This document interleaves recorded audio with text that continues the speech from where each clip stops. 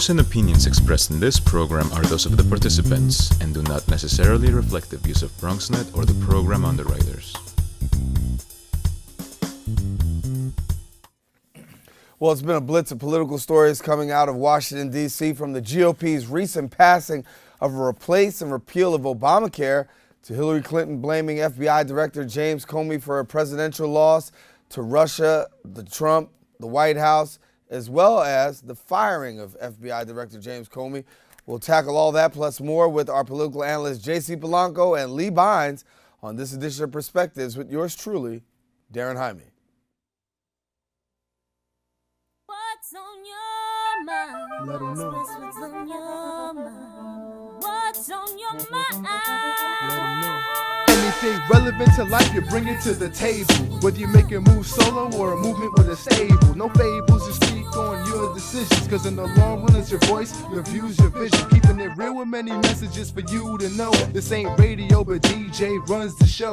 Entertainment, he rocks it. Politics, he locks it. The host with the most would handle any topic. Don't forget to share your perspective which shines a light. Cause it might make a difference in someone else's life. Make a difference. What's your perspective? Express what's in your heart and your mind. Share your perspective. Hello, everyone. Welcome to another edition of Perspectives. I am Darren Jaime. We thank you for watching. As always, you're invited to stay connected to us here at Perspectives.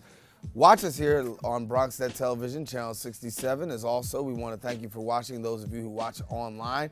And then we invite you via social media to be connected to us. Yes, you can find us on Facebook and Twitter, Instagram, and then even on Facebook on my professional page, Darren C. Jaime. There you can find out new information about what's happening on the show, as well as stay up to date with all the latest happenings that may affect you. But coming up on this edition of Perspectives, we go front and center in the world of politics. A lot of things are happening, a lot of things that we really need to catch up on, and we want to try to give you some in-depth analysis here on the show of some of the most recent events that have been taking place, starting with the firing of now the ex-FBI Director James Comey, who was once touted and praised by the Trump administration for his work on handling the Hillary Clinton email scandal, to now being fired. And then we'll also talk a little bit later on about the health care, the new American Health Care Act, and what does that actually mean for Bronxites. Joining us here, as we said on studio, are two of our very fine and distinguished guests.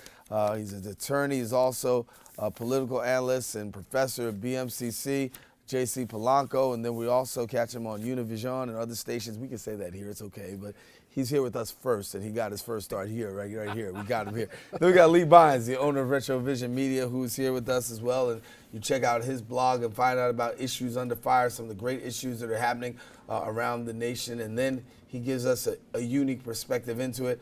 But they come both very well credentialed and here with us today on Perspectives. Good to have you guys. Thanks for having us. Yeah, we go a little bit longer on this segment here so we can chomp some things out. Sure. But I want to get really first and foremost to what America's talking about. And when they talk about the firing of FBI Director James Comey, you've got people on the street who are like, what is going on in Washington, D.C.?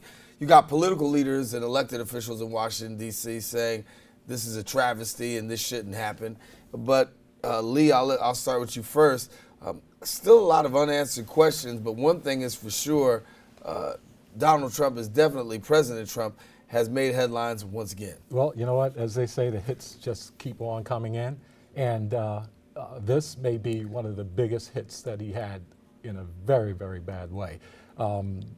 Getting rid of Donald Trump, getting rid of James Comey is not going to solve any of his problems. If he thinks that this investigation is going to be slowed down, I think he's pretty much barking up the wrong tree. I think this investigation is going to go places. I think his first 100 days, if you think that was chaotic, this second 100 days may be a real barn burner. Mm-hmm. I just do not see any way that he's going to get any relief from this situation at all. It's dangerous, it's reckless, it brings what we considered democracy up until now into question.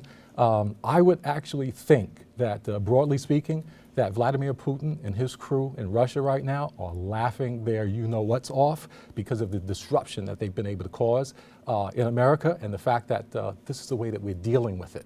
So if Donald Trump's answer is to try and cut off the head of the snake, this snake has many more heads to to reveal. It's very interesting, I think. Firing Director Comey when he did, as he did, was very controversial. The FBI director position is one that gets a very long term, 10 years. And it's the reason for that is so that the position is apolitical, as apolitical as you can be, where you can make decisions that aren't going to affect your job, that won't affect the president, and that the new president coming in has to deal with the old president's decision.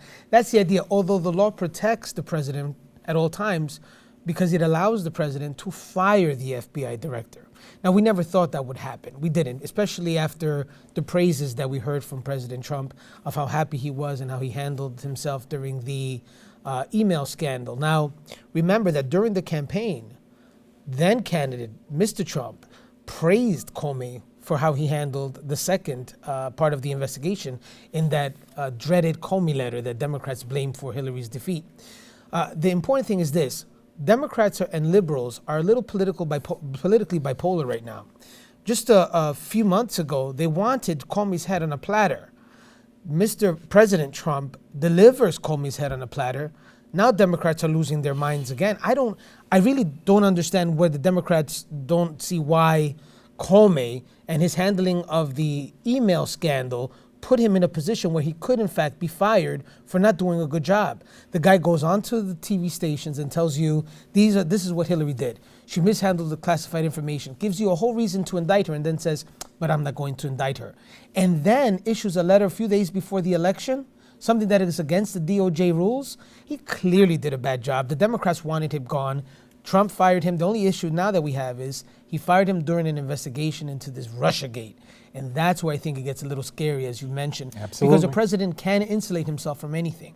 He can fire the next FBI director. He can appoint a new attorney general at any time, a new deputy attorney general at any time.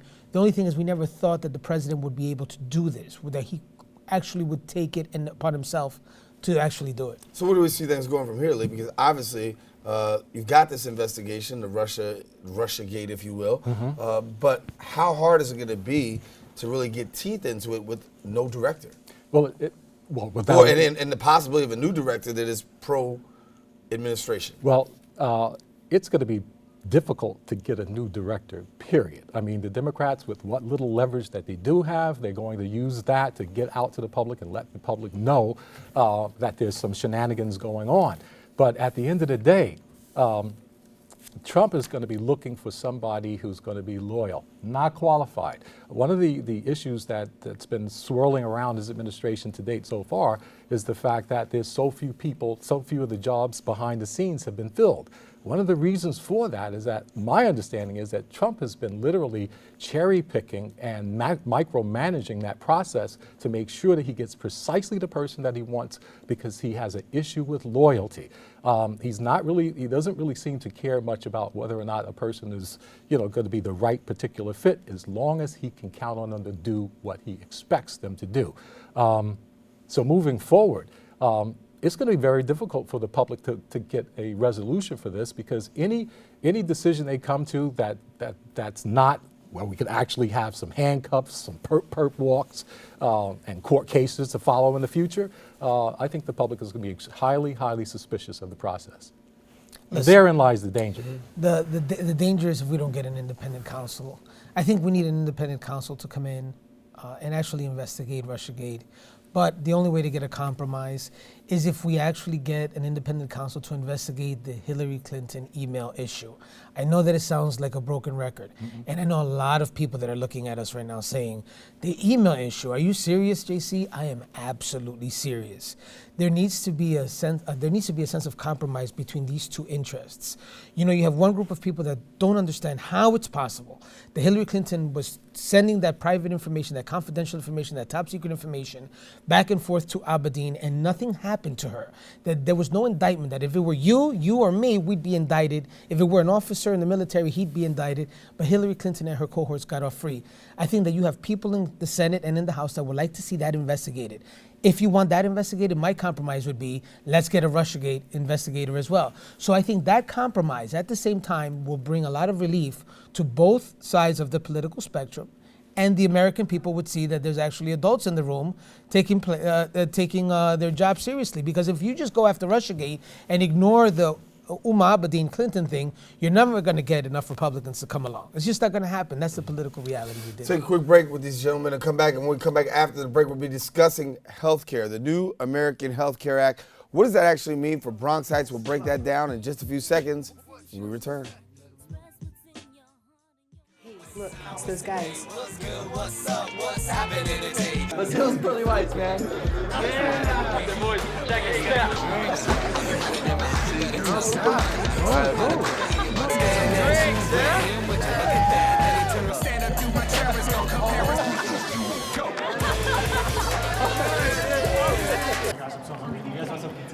Ooh, cute. Are you good to try? I'm fine. Hey girl, what's up? What's the name? What's good? What's up? How many did you have? I should be fine. You should be. Sir, go and step out of the vehicle for me. Yes, sir. See ya, buddy. Today, Sean's got a hearing. We'll see how it goes. Good luck. So turns out, buzz driving and drunk driving, they're the same thing, and it costs around $10,000. So not worth it.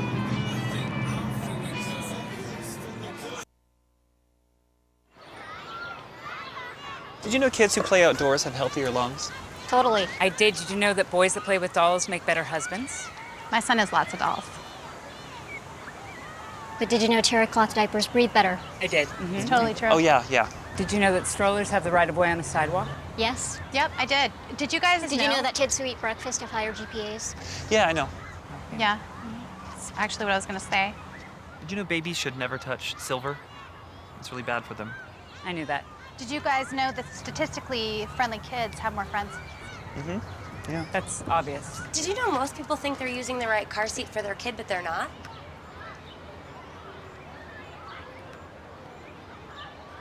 Parents who really know it all know for sure that their child is in the right seat at the right age and size. Visit safercar.gov/the right seat to make sure your child is protected. I'm putting that on my blog. I just put it in mine. Back here with our guests in the studio, J.C. Polanco, Lee Bynes, our political commentators here on BronxNet, our political analysts, experts, whatever you like to call them. They are analysts and they are experts in the field.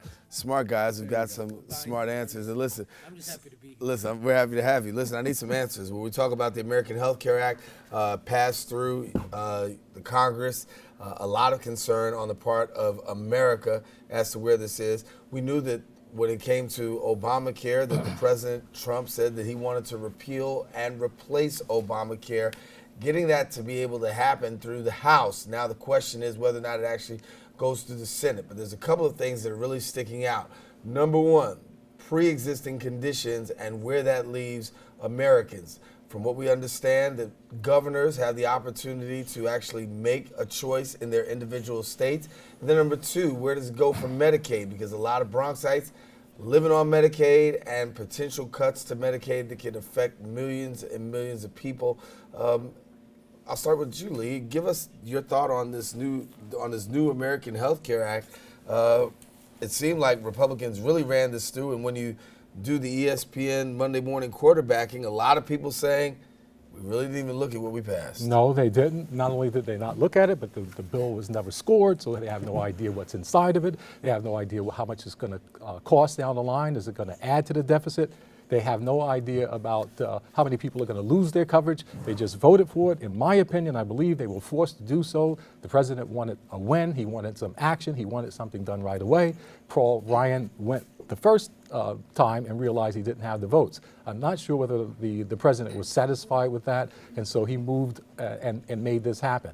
The problem with this, beyond the fact that nobody really has any idea what this thing is going to cost, is the fact that I don't believe that Donald Trump has any idea what's in the bill. On his campaign, he promised that he would provide better health care at a lower cost and more widely available to just about everybody. If he had one inkling what was going on with the bill that was being ushered through Congress right now, he would have put the brakes on it immediately and said, look, I want to keep the promise that I made to the American people, like the one that I made on the wall, et cetera, et cetera, et cetera, and make sure that I give them what they got. But that, as we've already mentioned, I have anyway, that that's not possible without government intervention. His people, his representatives are facing holy hell on the road right now, facing their constituents because the constituents have a really good idea what's going on with the bill and they are not happy about it. First of all, I think Obamacare is a very important piece of legislation, especially for many of us here with pre-existing conditions. I know 24 million people are benefiting off of Obamacare today. Now, Obamacare had a lot of mistakes, and Obamacare at the end of the day was not sustainable. There were just not enough healthy people joining the market to be able to sustain the program. You know this. I mean, this is the reality, and one of the things that needed to get fixed. Unfortunately, what people in the House of Representatives have done is that instead of fixing those problems, which is something that I would have pushed if I were there, instead of fixing the issues so that we can have a program that works, they replaced that system with a whole new system that may end up costing us in the long run. It may end up costing us people getting insurance. It may cost people with pre-existing conditions getting benefits, although there is an $8 billion pre-existing fund that's put aside for special insurances. Well, for people that have this issue, but you have to remember that the American people, and when we say American people, we have to remember that since Obamacare was passed, and I know this is hard for a lot of people to accept, over 1,000 state legislative seats that belong to the Democrats are now Republican. Since Obamacare passed, the House of Representatives went from Democrat to Republican.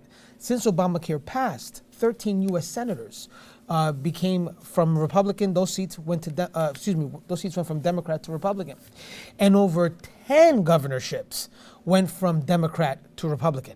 So the country has consistently voted against the Democrats since Obamacare, because although we have 24 million people that are under insurance, there are a lot of people that are not paying higher premiums. There are a lot of people that aren't getting the coverage that they had before.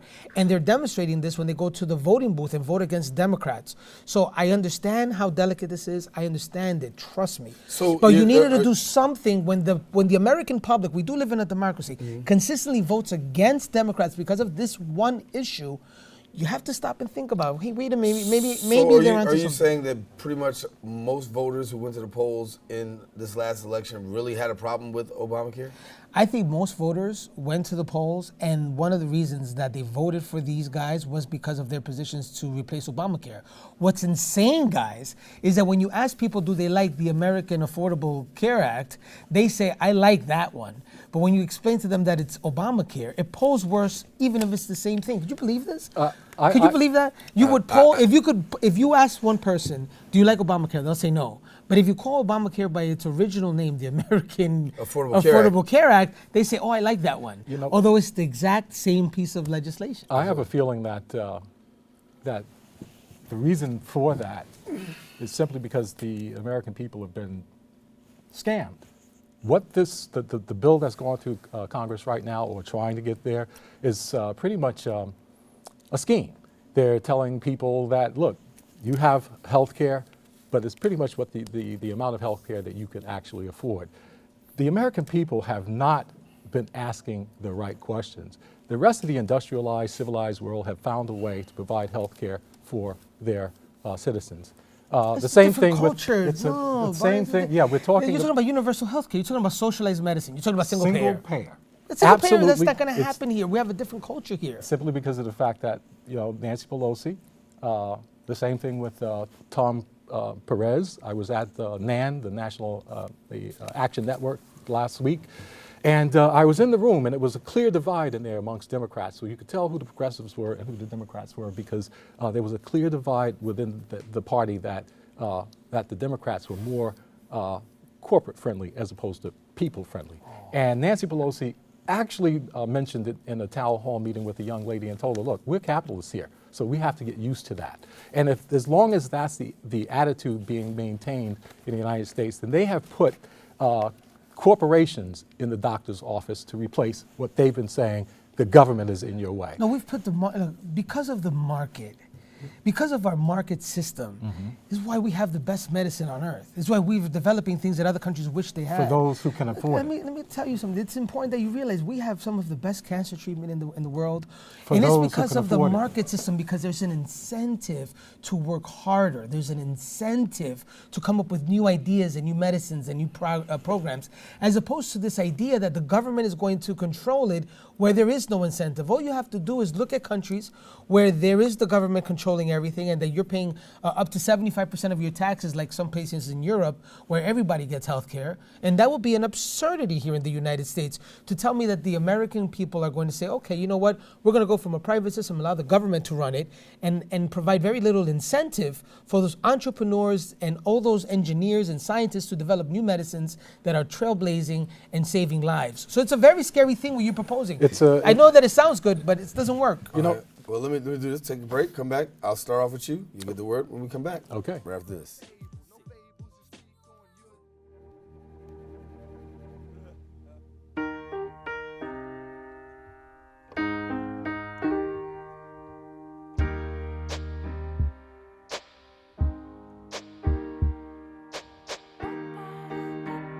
And I can't change, even if I try, even if I wanted to. My love, she keeps me warm. She keeps me warm. She keeps me warm. She keeps me warm. She keeps me warm. She keeps me warm. We are neighbors and best friends. I love my sister. My heart doesn't see race. Love is love. Our family is no less than any other family.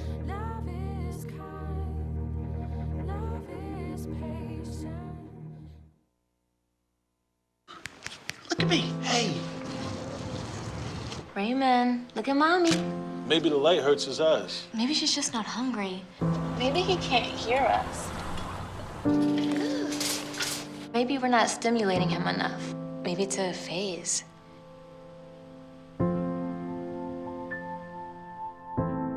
Avoiding eye contact is one early sign of autism. Learn the others today. The sooner it's diagnosed, the better. Back here on Perspectives, our guests, J.C. Blanco and Lee Bynes. Pretty intense conversation off camera. We're going to bring it to you right now. Continue our conversation talking about healthcare. Lee, go ahead. Well, you know what? I wanted to give you my President Kennedy speech because, you know, back in the 1960s, John Kennedy said that ask not what your country could do for you, but ask what you can do for your country.